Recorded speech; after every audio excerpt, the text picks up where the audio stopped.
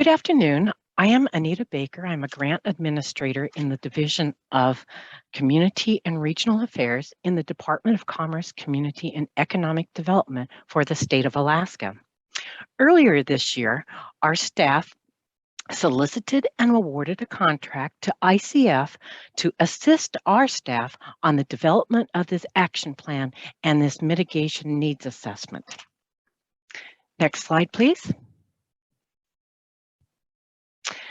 The agenda for today is as it appears.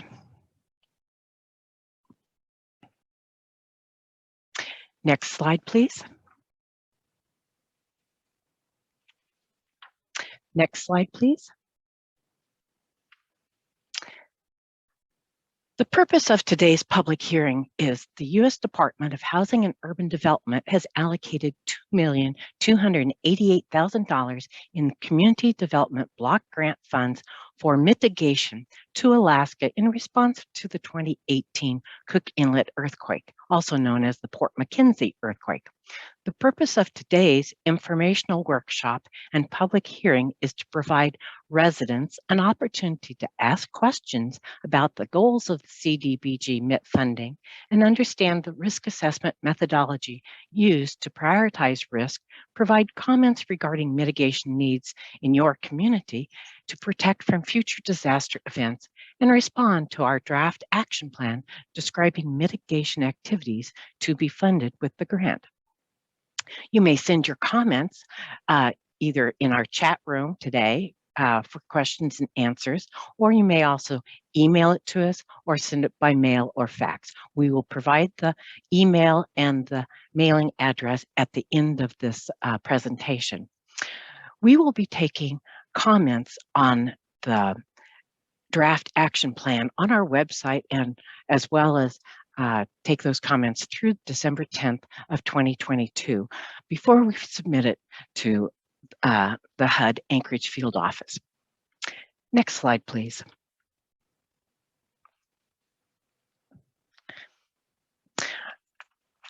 On January 6, 2021, the U.S. Department of Housing and Urban Development allocated the $2,288,000 in CDBG-MIT funds to the state of Alaska.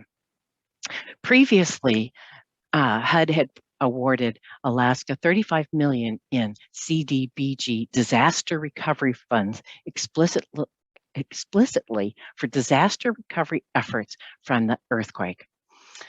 This notice requires that all activities supported by CDBG-MIT funds must meet HUD's definition of mitigation, which is activities that increase resilience to disasters and reduce or eliminate the long-term risk of loss of life, injury, damage to and loss of property, and suffering and hardship by lessening the impact of future disasters. The CDBG-MIT funds represent a unique and significant opportunity to carry out strategic and high-impact activities to mitigate from future disasters. At least 50% of the funds must be used in the HUD-identified most impacted and distressed area, the municipality of Anchorage, and then the remaining funds may be used in the state-identified mid-areas, the Matanuska-Susitna Borough and the Kenai Peninsula Borough. Next slide, please. HUD has allocated close to $20 billion in CDBG-MIT funds beginning in 2019 to states and local jurisdictions throughout the country. CDBG-MIT grants represent an effort by the federal government to aid communities in their work to reduce risk to future disasters. The goals are to support data-informed investments in high-impact projects that will reduce risk to these natural disasters, place focus on repetitive loss and critical infrastructure, and also to build capacity in the states and local governments to analyze disaster risk and update hazard mitigation plans through data and meaningful community engagement, and support the adoption of policies that reflect local and regional priorities having long-lasting effects on community risk reduction. Next slide, please.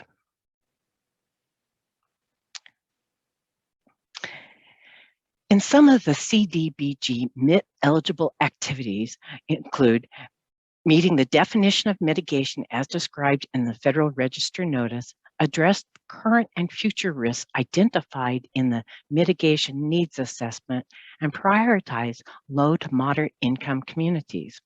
Some of the examples include resiliency planning, public infrastructure, mapping and modeling, and alert systems. Next slide, please.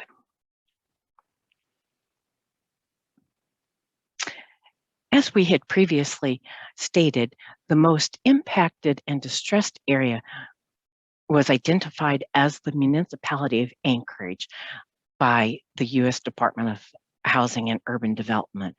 And then just to the north of the municipality of Anchorage lies the Matanuska-Susitna Borough, and just to the south of the municipality of Anchorage lies the Kenai Peninsula Borough. Next slide, please.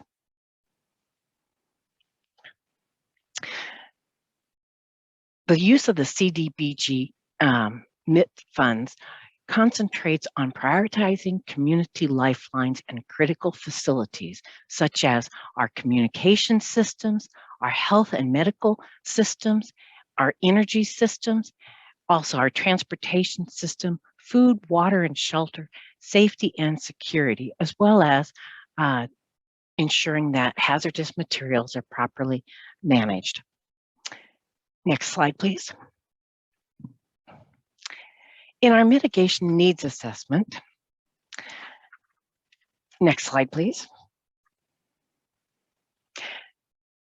The mitigation needs assessment is a risk-based assessment that summarizes the natural threats and hazards in the municipality of Anchorage, the Matanuska-Susitna Borough, and the Kenai Peninsula Borough. HUD identified these jurisdictions as the most impacted and distressed by the 2018 Cook Inlet earthquake. Now, I'm just going to summarize our process here. The first thing we did was we identified the HUD and state most impacted distressed areas, are known as the MIDS, and then we coordinated with each of the jurisdiction's stakeholders. For example, we worked closely with the Office of Emergency Management within the municipality of Anchorage, the Matanuska-Susitna Borough, and also the Kenai Peninsula Borough. We went through the state hazard mitigation plan as well as the hazard mitigation plans for each of those jurisdictions and identified common items, common threats, and common needs. We did a gap analysis, and then we were able to summarize what was the most important goals and plans for those communities. And then we also looked at the critical lifelines as in those areas. And we were able to identify 3 key projects that the jurisdictions will be executing. Next slide, please.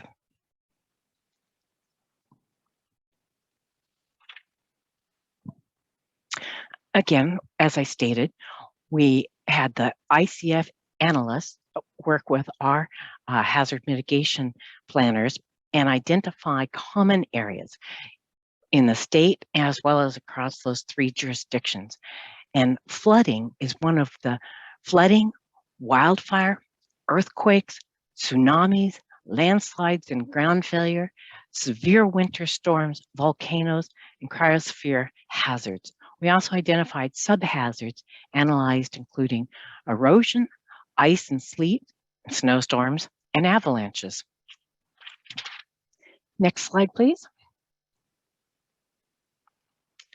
And again, we went across those hazard mitigation plans and identified community priorities. Transportation is a key priority that is under threat from a number of natural hazards across multiple hazard mitigation plans. It is important to protect given the growth of the state and to provide quick response and evacuation. Another common priority was schools, libraries, and community centers that are highly valued across those 3 jurisdictions, as those serve as places of shelter and recovery for communities during disasters. Some of the recommendations that we made included to ensure that critical facilities such as hospitals, utilities, and municipal buildings have adequate power backups, and also to implement local planning efforts to ensure that critical facility staff have the knowledge and means to operate when that facility is under a natural disaster threat. We also recommended conducting more studies and modeling and prioritizing our vulnerabilities to the critical facilities. Next slide, please. The FEMA National Risk Index is a tool that generates composite risk scores for communities across the United States. The Risk Index score uses available source data for natural hazards and community risk factors to develop scores between 0 and 100 to help illustrate the relative risk for 18 natural hazards.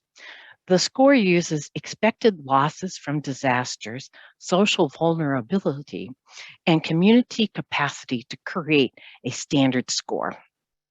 The above slide shows the risk index for the top 3 hazards in each jurisdiction. Here within the municipality of Anchorage, avalanche, earthquake, winter weather. The municipality of Anchorage has a risk score that's 89%, is a higher risk, 89% of US counties.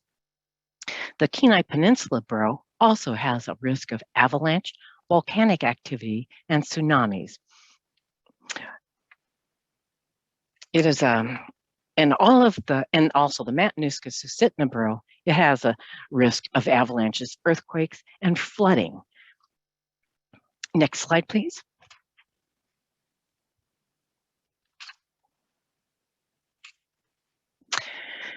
The mitigation needs identified in the hazard analysis with example activities. For example, planning and building codes, implementing new zoning laws, and adopt higher planning standards. Have local communities adopt the most recent international building code standards for future construction. Another item is structural interventions. Install seismic retrofits in our buildings and homes and schools. Relocate vulnerable structures out of hazard-prone areas such as flooding. And install combined heat and power systems at critical facilities.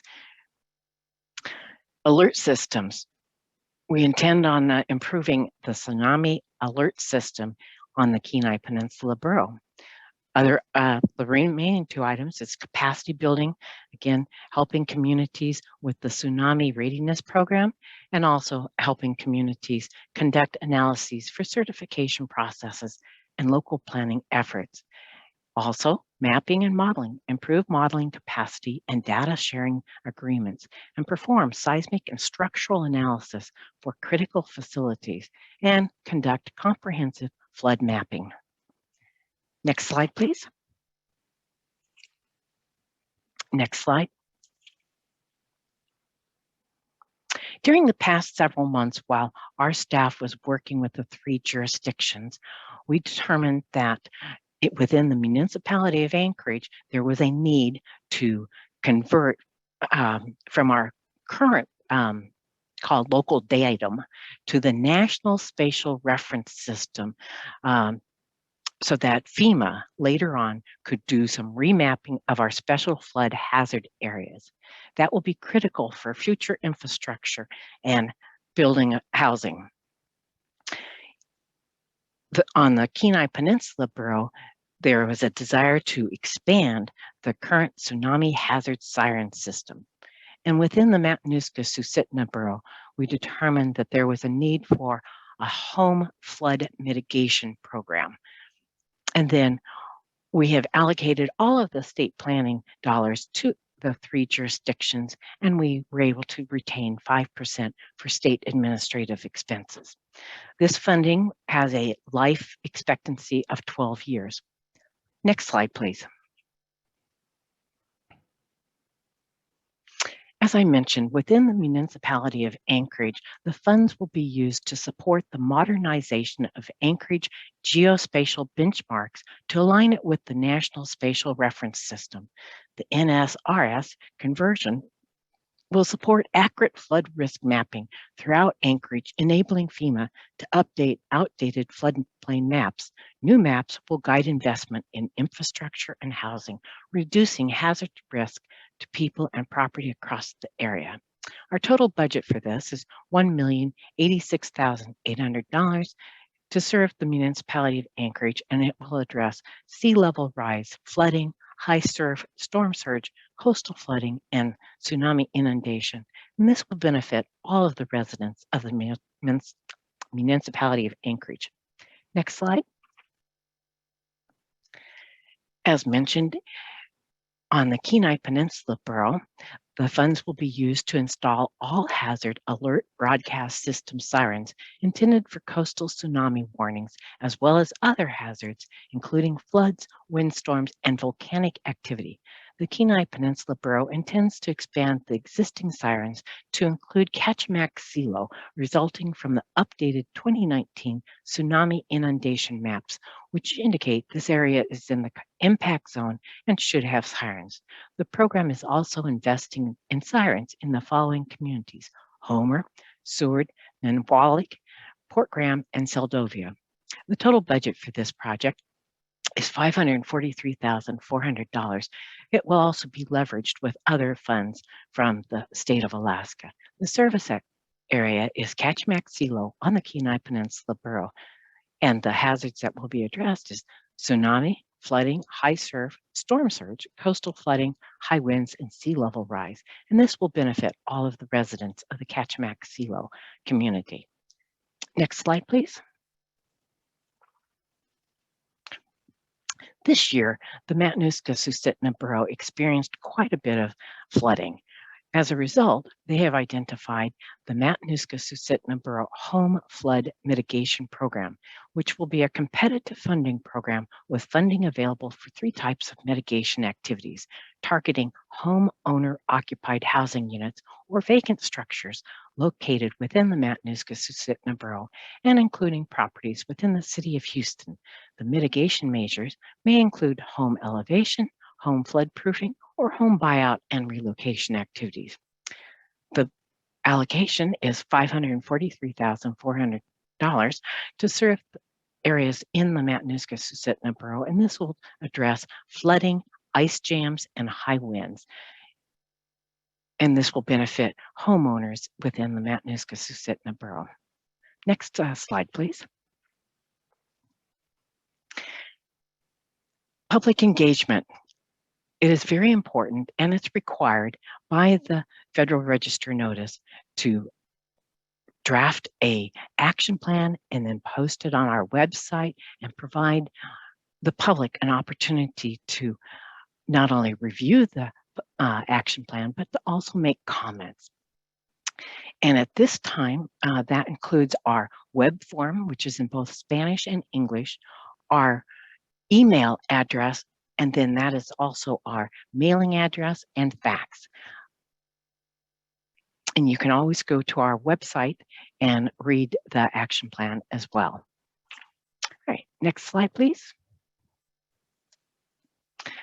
All right, at this opportunity, we would like to give the public an opportunity to make comments or ask questions regarding the Community Development Block Grant for Mitigation for the 2018 Cook Inlet earthquake. And I believe I will turn it over to our support staff at this time. And we do have interpreters on the line that can provide a translation from English to Spanish, Spanish to English. So we will now provide the audience an opportunity to submit comments on the use of the CDBG-MIT funds. Thank you.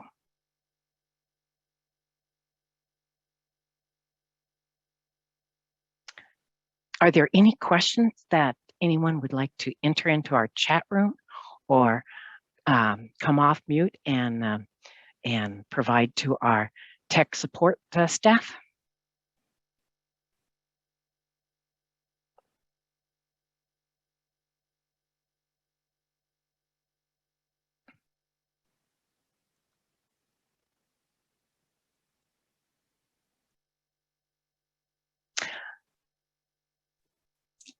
I would like to thank the following personnel that joined us today. There's an Amy Helmick, Brenda Alberg from the Kenai Peninsula Bureau as the Office of Emergency Management, Daniel Clift, Driel Welch, who is also from the Office of Emergency Management with the Municipality of Anchorage, Kathleen Jacob, Lee LeMay, Michael Packard, Pamela Graham, who is also with the Matanuska-Susitna Borough, and Sarah, and also Tawny Boothby, who is also from the Matanuska-Susitna Borough. Are there any comments or questions at this time?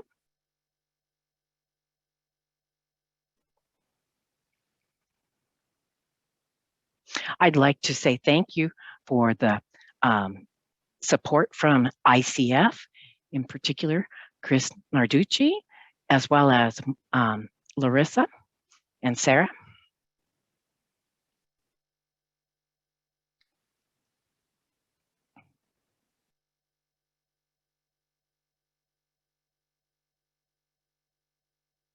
I see one question in the Q&A. The Matsu Borough would like to include our community cleanup program if possible. That is not allowed. Can you let me know? We are taking the comments today and we will be responding back on the action plan in a written format. So thank you very much for your comment today.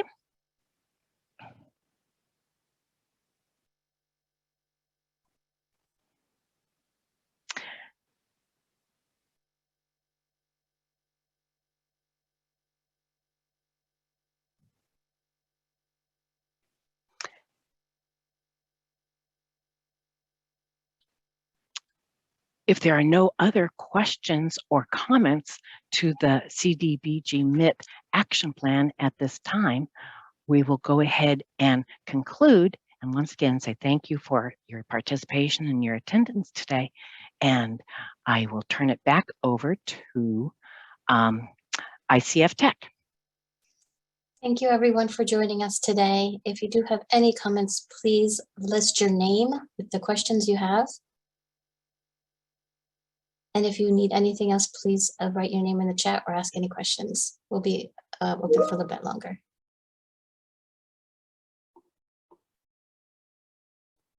Thank you so much.